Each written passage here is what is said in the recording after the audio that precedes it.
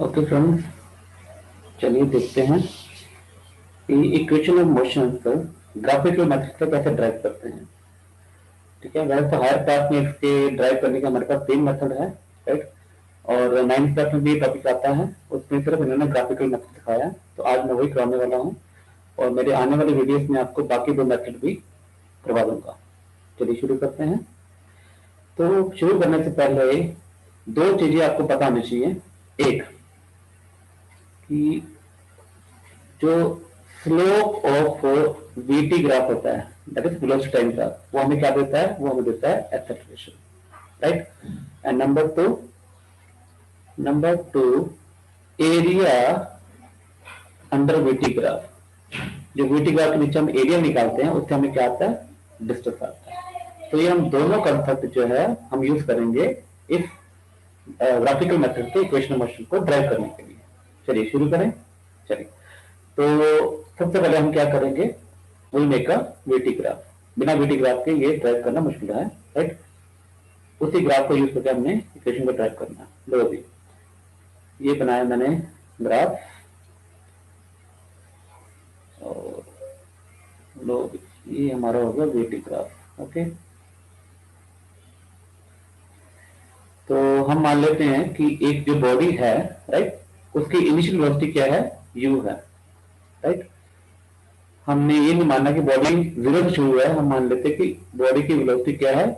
Initial velocity you है, और कुछ समय बाद उसकी वेलोसिटी कितनी बन जाती है? टी बन जाती है, राइट। तो देखो ये आपका 0 पॉइंट है, हमारा जीरो वेलोसिटी है, राइट। तो मैंने ये मान लिया है कि बॉडी की इनिशियल वेलोसिटी क्या थी? यू थी। और after some time t, after some time t, ये तो ये नीचे पर्टिकुलर ड्रॉ करो आप टाइम एक्सिस पे। ये आपका टाइम एक्सिस है और ये आपका कौन सा है? वेलोसिटी एक्सिस है, दैट इज वाई एक्सिस। ये वाई एक्सिस, एक्स एक्सिस। तो एक्स के अलग मैंने टाइम ले लिया है, वाई के अलग मैंने वेलोसिटी ले लिया है। तो मैंने मान लिया कि बॉडी जो है ऑलरेडी एक यू वेलोसिटी से चल रही है, और उसकी जो एक्सेलरेशन है, वो क्या है? कांस्टेंट है। यानी कि बॉडी की वेलोसिटी जो है वो इंक्रीज हो रही है by equal amount in equal interval time, इसलिए ये लाइन स्ट्रेट बनी है। ठीक है, तो ये जो डेरिवेशन है हम कांस्टेंट एक्सेलरेशन के लिए करने वाले हैं। तो राइट, आप देख सकते हो कि एट टाइम इक्वल टू 0 पे उसकी वेलोसिटी यू थी, और आफ्टर टाइम टी, यहाँ पर टाइम टी है, उसकी वेलोसिटी हो गई वी। मैं यहाँ पर वी डिफाइन कर रहा हूँ, ये वी वेलोसिटी हो गई इसकी। ओके, अब आप ये ग्राफ को पूरा करो, आपने लाइन्स बनानी है। देखो यहाँ पर मैंने एक रेक्टेंगल ड्रॉ कर लिया है यहाँ पर। अब इसको नेमिंग कर देते हैं। ये ओ तो है ही यहाँ पर, इसको नाम दे दो ए, ये बी, और ये सी, और ये मैंने नाम दे दिया डी। ओके, अब ध्यान देखो, ए बी की वैल्यू है हमारे पास। यहाँ पर जो ए बी की वैल्यू है वो क्या होगी? या ए से बी की वैल्यू है हमारी क्या होगी? जो हमारी याद होगी ओडी होगी, दैट इज यू। ओके, ऐसे ही हमारे पास सी से लेके ए तक की वैल्यू जो है वो क्या होगी हमारे पास? वी होगी। तो हमारे पास बीसी की वैल्यू क्या आएगी? तो बीसी की वैल्यू कैसे आएगी? ए सी माइनस ए बी। ए सी में से अगर हम ए बी माइनस करते हैं तो हमारे पास बीसी आ जाएगी, that is BC will be v minus u. Okay, I hope आपको ये ग्राफ समझ में आ गया होगा कि क्या हो रहा है। चलिए शुरू करें आप वैल्यूएशन। तो सबसे पहले हम निकालने वाले हैं first equation of motion. First equation of motion, right. अब बेटा फर्स्ट इक्वेशन ऑफ मोशन के लिए हमने क्या करना है? हमने एक्सेलरेशन की डेफिनेशन यूज करनी है। ठीक, अब एक्सेलरेशन की डेफिनेशन क्या होती है? Acceleration is given by rate of change of velocity, that is change in velocity over time taken, right। अब इस ग्राफ में अगर देखोगे चेंज इन वेलोसिटी कितनी है हमारे पास? A C minus A B, that is V minus U. पहले वेलोसिटी यू थी, बाद में वी होगी इन टाइम टी। तो चेंज इन वेलोसिटी आ गई V minus U, time taken हो गया टी। अब इसको क्रॉस मल्टीप्लाई करते हैं तो ये आ जाएगा A multiply by T equal to V minus U. U को शिफ्ट कर दो तो आपका आ जाएगा U plus A T equal to V, और आप इसको लिख सकते हो V equal to U plus 80 लो भी, ये आपका आ गया first equation of motion. I hope आपको आप लोगों को समझ में आ गया होगा, राइट। तो ये हमारा आ गया first equation of motion, right. चलिए अब फर्स्ट इक्वेशन मोशन को हम पोजिशन टाइम रिलेशन बोल सकते हैं। देखो है ना, सही पोजिशन टाइम है ना, वेलोसिटी टाइम है ना। तो ये हमारी वेलोसिटी है, राइट, और ये हमारे पास टाइम है। तो इस रिलेशन को क्या बोलते हैं? इस रिलेशन को बोलते हैं वेलोसिटी टाइम रिलेशन। ये इसको बोलते हैं velocity time relation. I hope ये आपको कंसेप्ट क्लियर हो गया होगा, ठीक है। तो ये हमने निकाल दिया फर्स्ट इक्वेशन मोशन। चलिए अब चलते हैं हम लोग सेकंड इक्वेशन मोशन के लिए, राइट। तो सेकंड इक्वेशन मोशन जो है हमारा कैसे होगा, पहले तो हम इसको दो पार्ट्स में डिवाइड करते हैं स्क्रीन को, राइट। ये मेरा हो गया है फर्स्ट इक्वेशन मोशन। अब मैं यहां पर आपको करने वाला हूं सेकंड इक्वेशन मोशन, राइट। और मैं दोनों को जो है इकट्ठे सॉल्व करूंगा तो आपको समझने में भी आसान होगा। अब देखो मैं इकट्ठे सॉल्व कैसे करने वाला हूं, ध्यान से देखो जरा, राइट। अब मुझे एक को निकालने वाला हूं मैं यहाँ पर f equal to u T plus half A T square. ये है हमारा सेकंड इक्वेशन मोशन, इसको बोलते हैं सेकंड इक्वेशन मोशन। ये है हमारा सेकंड इक्वेशन मोशन। और यहाँ पर निकालने वाला मैं v square minus u square equal to 2as, इसको बोलते हैं थर्ड इक्वेशन ऑफ मोशन। इसका और भी नाम है, देखो s से डिस्टेंस हो गया, t से टाइम, तो इसको बोलते हैं डिस्टेंस टाइम रिलेशन। जो हमारा सेकंड इक्वेशन ऑफ मोशन है इसको हम डिस्टेंस टाइम रिलेशन भी बोलते हैं। और जो हमारा थर्ड है, देखो थर्ड में एक तो डिस्टेंस आ रहा है, एक हमारी वेलोसिटी आ रही है, तो इसको बोलते हैं डिस्टेंस वेलोसिटी रिलेशन। ओके, तो ये नाम भी आपने याद रखना है। चलिए शुरू करें डेरिवेशन।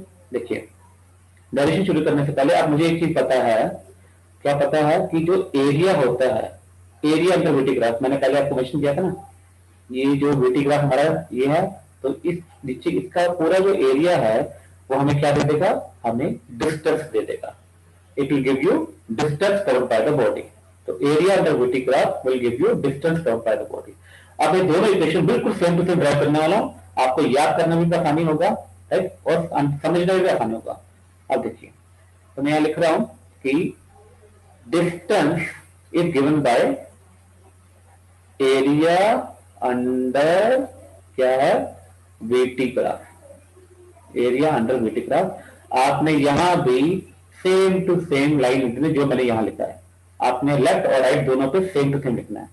चलिए आगे करें, आगे एफ। अब ये जो एरिया है मैंने जो पिंक कलर से मेंशन किया है, ये एरिया देख सकते हो, it's in the form of trapezium, है ना। तो आप इसमें लिख सकते हो कि जो ये एरिया होगा वो क्या है, area of trapezium O A C T. यहां भी आपने सेम टू सेम स्टेप लिख देना है, एग्जैक्टली सेम। नेक्स्ट चलो, अब एरिया ऑफ ट्रेपीजियम का फॉर्मूला क्या होता है, एरिया ऑफ ट्रेपीजियम का फॉर्मूला होता है half into sum of parallel sides. आप देख सकते हो यहाँ पर पैरेलल साइड कौन सा है, एक तो ओडी है parallel, OD is parallel to AC. तो ओडी और एसी आपस में पैरेलल देखो, है ना। और हाइट क्या होगी बेटा जी, हाइट होगी ये ओ ए। ये जो ओ है ये आपकी हाइट है ओ ए, तो लिख दिया मैंने। सेम स्टेप आपने यहां भी लिख देना है। अब वैल्यू पुट करें, ये हो जाएगा s equal to half OD की वैल्यू क्या है, देखो ग्राफ में यू है, एसी कितना है पूरा, देखो एसी यहां से लेके यहां तक एसी कितना है वी है, ओके, इंटू ओ ए क्या है, देखो ओ से लेके टी तक हमारी जो वैल्यू है वो क्या है, टी है। तो वैल्यू पुट कर दी, यहां भी आपने सेम टू सेम करना। तो मैं ये स्टेप लिख देता हूं, v plus you into T. तो यहां तक पहले चार स्टेप दोनों में एग्जैक्टली सेम टू सेम आएंगे, ओके। अब इसके बाद क्या करना, देखो अब आप ना कंपेयर करो, किसको कंपेयर करना है आपने, आपने कंपेयर करना है ये जो आपने ड्राइव करना है ये ऊपर वाला, और ये जो अभी आपके पास स्टेप आया है।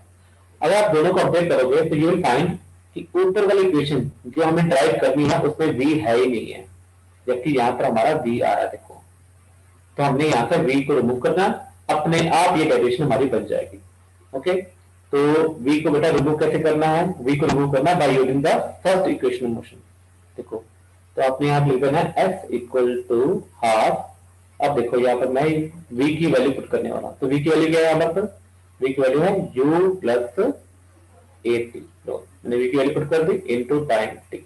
बस अब आपने सिर्फ ब्रैकेट खोलना, आपका आंसर आ जाएगा हाफ इंटू ये जो टी है ये आगे ले जाओ, जो पीछे लिखा हुआ अंदर क्या आ जाएगा 2u प्लस क्या आ जाएगा ए टी आ जाएगा ना। ओपन द ब्रैकेट, आज ब्रैकेट ओपन करोगे तो आप क्या आपने क्या आ जाएगा बता जी, तो ये आ जाएगा half into T into 2u plus half into T into 80 आ जाएगा, राइट। अब आपका यहां से 2 से 2 कैंसिल हो गया, लो 2 से 2 कैंसिल हो गया, तो हमारे पास क्या बचा, ऐसे इक्वल क्या आ गया U T plus half A T square. लो आपका सेकंड इक्वेशन मोशन निकल गया है, आगे समझ। चलिए अब थर्ड निकालें ना, थर्ड भी बहुत आसान है, बिल्कुल सेम टू सेम करना है। अब देखो यहाँ पर थर्ड के लिए क्या करना है, अब आप इसको और इसको इन दोनों को कंपेयर करो और देखो कि इसमें नीचे जो आपका फोर्थ स्टेप आया इसमें ऐसी क्या चीज आई है जो ऊपर डायरेक्शन में नहीं आनी चाहिए। देखिए वो है टी, हमें टी नहीं चाहिए। फिर से आपने वही करना है, क्या करना है आपने टी की वैल्यू निकाली फिर से फर्स्ट इक्वेशन मोशन से। देखो फर्स्ट इक्वेशन मोशन से टी की वैल्यू क्या आएगी, टी की वैल्यू आ जाएगी b माइनस यू अपॉन ए, ये आपके टी की वैल्यू आ जाएगी। आप यहां से भी निकाल सकते हो, टी को ऊपर ले जाओ ए के नीचे ले जाओ तो आपकी टी की वैल्यू आ गई। ये टी की वैल्यू उठा के आप यहां पुट कर दो, क्या है v minus you upon A. Okay चलिए अब ये क्या बन जाएगा बेटा जी, ऊपर देखो a plus b a minus b, v plus u b minus b, क्या बन जाएगा formula a square minus b square that is v square minus u square, और नीचे आ गया 2 into a. Now cross multiply 2ax equal to क्या आ गया v square minus u square, और हमारे पास आ जाएगा v square minus u square equal to 2ax। लो भी आपका तीनों इक्वेशन मोशन निकल गया by graphical method. I hope आपको ये टॉपिक समझ में आ गया होगा। ठीक है, अब नेक्स्ट वीडियो में मैं इसका नेक्स्ट वे लेके आऊंगा कि इक्वेशन मोशन सॉल्व करने का और भी तरीके हैं। ओके चलिए बने रहिए और मेरे नेक्स्ट वीडियो को एंजॉय करिए। Thank you very much, bye bye.